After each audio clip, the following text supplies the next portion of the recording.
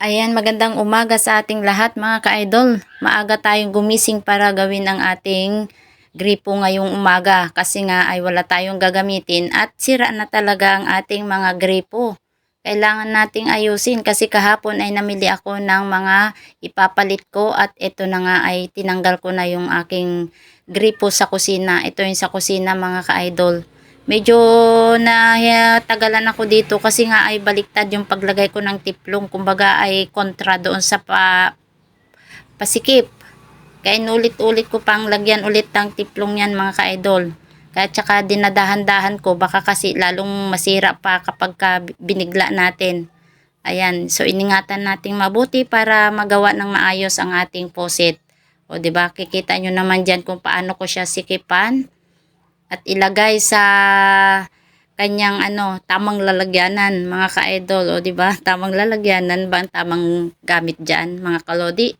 Basta ilagay natin ng tama yung ating mga gagamitin para mayroon tayong gamitin ngayong umaga mga ka-idol bago ko binuksan yung tangke kasi pagkagabi ay ino-off ko yung aking electric pump para hindi naman siya nagagamit sa gabi. Sa umaga ko na lang siya binubuksan. Kaya walang laman yon. Kaya ito ginawa ko siya ng maaga. Ayan, tapos na ang aking kusina. Dito naman tayo ngayon sa CR. Ayan, 3 posit lang naman ang aking pinalitan. Ito yung sa CR, madali ko lang siyang nagawa.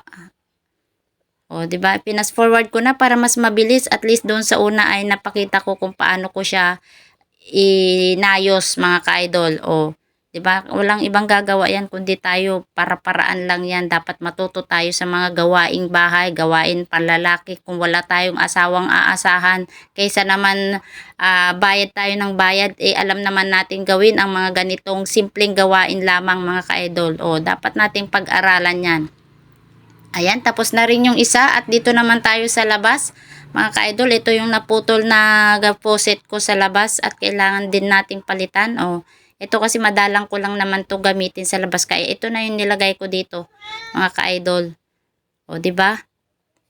Buhay nanay, buhay tatay na rin tayo. All around talaga ang isang Inday kusinera, Inday bungangera. Ayan o, tingnan natin, testing natin. Oops, ayan, lahat ay may lumabas ng tubig. Thank you.